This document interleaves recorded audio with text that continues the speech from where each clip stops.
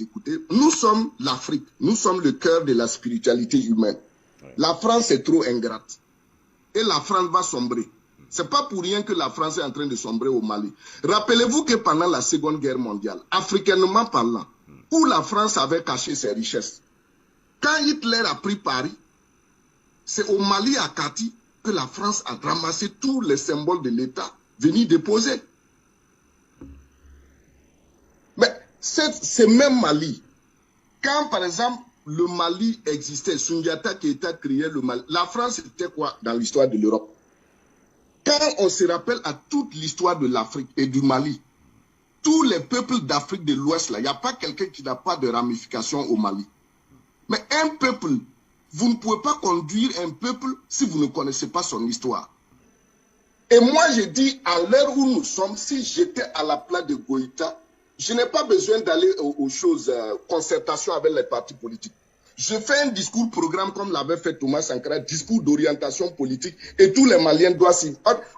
J'ai dit, le Mali a tout. Et même, quand vous regardez aujourd'hui, ce que le Mali doit faire pour montrer à l'Afrique quelle est l'âme de l'Afrique, le Mali doit quitter la CEDEAO. Le Mali doit quitter la CEDEAO. Qui a créé la CEDEAO? C'est le même Mali, la Fédération du Mali. On a vu comment la France a utilisé Senghor pour éclater la Fédération du Mali. Parce que tout simplement, ils ont vu qu'avec Modibo Keïta, si les gens s'unissaient autour de Modibo Keïta, ça allait faire mousse, comme on le dit. Mais on a éclaté la Fédération du Mali. Aujourd'hui, les Maliens sont là en train de s'humilier pour que les... Comment l'Union européenne va s'asseoir en Europe, sanctionner un pays dans un autre continent qui n'est pas les leurs. Et en Afrique, on a des présidents qui appellent même l'Union européenne à sortir. Je pense que le Mali a déconné. Moi, j'étais président Goïta, je fais un discours, je quitte la CEDEAO. Le Mali, c'est l'âme de l'Afrique, culturellement, historiquement parlant. Le Mali n'a pas besoin de... Comment le Mali va écouter les chefs d'État de la CEDEAO qui ne veulent même pas reconnaître même la grandeur d'un peuple, la grandeur du Mali? Et les jeunes Maliens sont là assis, ils parlent. Non, c'est pourquoi je dis toujours ici, moi je n'utilise pas les mots transition. On n'a pas besoin de suivre l'Europe pour pouvoir construire notre histoire politique. Est-ce que vous voyez? Donc, le Mali aujourd'hui, le Mali c'est un grand pays et la France a été trop ingrate. Et c'est l'histoire, c'est la culture humaine, c'est comme on appelle, c'est la justice divine qui est en train d'arriver. Mais, je le dis toujours, tant que les Africains ne vont pas regarder leur histoire et leur culture, sur lesquelles ils vont s'appuyer pour se construire, ils vont toujours s'humilier. Quand on parle des élections, quand on parle de démocratie, quand on parle de droits de l'homme, quand je dis que le Mali ne bluffe pas, moi personnellement, je ne suis pas un démocrate, je ne suis pas un défenseur des droits de l'homme. Je suis un défenseur de la cause humaine. On ne doit même pas autoriser les Occidentaux à venir parler des droits de l'homme en Afrique. Qui est le plus grand criminel sur cette terre? Qui a plus détruit l'humanité sur cette terre? C'est bien les Européens. C'est bien l'Occident. Mais c'est nous en Afrique aujourd'hui qu'on vient punir pour des questions de droits de l'homme. Vous voyez par exemple en Guinée, ils ont envoyé la CPI là-bas pour enquêter sur les questions de 28 septembre sous Dadis Camara. Parce que la France voulait saboter la date du 28 septembre en Guinée. Et c'est des Africains qu'on utilise. Et tant que Goïta ne va pas mettre la pression, ne va pas se faire respecter en faisant taire certaines personnes, moi je pense que nous aujourd'hui Africains, on est trop... certains leaders panafricains, quand ils arrivent, ils sont trop humains, humanistes, ils s'amusent avec les gens. La Chine, qu'on cite aujourd'hui là, combien de Chinois sont morts pendant Mao? Combien de Russes sont morts dans les goulags? Les gens, aux États-Unis, ils ont fait la guerre de sécession.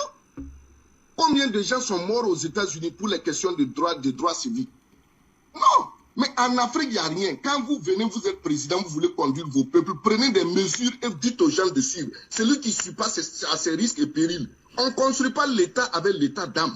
Tous ceux-là qui nous parlent aujourd'hui, droits de l'homme, moi j'étais à la place de Goïta, tu abordes la question de démocratie et des droits de l'homme, je t'arrête net. Le débat est suspendu. Moi personnellement, je ne vais pas autoriser l'Occident à venir me parler des droits de l'homme. Qui a pendu les hommes par des côtes sur cette terre? C'est bien l'Occident. Qui a mis l'homme en esclavage? C'est bien l'Occident. Mais regardez les images de l'esclavage. Oui, on est bien d'accord. Nous, Africains, aujourd'hui, on est complexé que l'Europe vienne s'asseoir, oser parler des droits de l'homme avec nous. Qui a les dettes de sang, comme le dit Thomas Sankara? C'est l'Occident qui a dette de sang. Mais pourquoi aujourd'hui nos présidents Parce qu'ils ne connaissent pas l'histoire de l'humanité, ils ne connaissent pas l'histoire de leur peuple, ils se font humilier, ils s'en vont écouter l'Occident. Pourquoi? L'Afrique aujourd'hui, avec ses richesses, avec son histoire, l'Afrique a humanisé l'humanité. Quand on dit aujourd'hui il y a des droits de l'homme, vous prenez Mohamed et Jésus dans l'histoire biblique et du Coran. Quelle était la terre de repère pour ces prophètes? La première égide musulmane, c'est à Aksum en Éthiopie, au temps de Mohamed. Parce qu'on trouvait que là-bas, c'est des humains. Quand Dieu même, Hérode voulait tuer Jésus, ce n'est pas la même Bible qui dit que Dieu a dit à Hérode et à Marie et à son époux d'amener Jésus en Égypte. L'Afrique était la terre d'exil où quelqu'un pouvait... Lisez les tariks. Lisez les tariks. On a bien écrit là-bas que l'Afrique, c'est la terre où tu peux te promener dans tous les sens. Même si tu meurs, on va garder tes biens pour attendre tes héritiers. Mais aujourd'hui, les Africains sont là. Moi, je ne comprends pas comment aujourd'hui le Mali peut s'asseoir à la CEDEAO en train de négocier des micmacs, des quoi, des quoi. Mais précisément,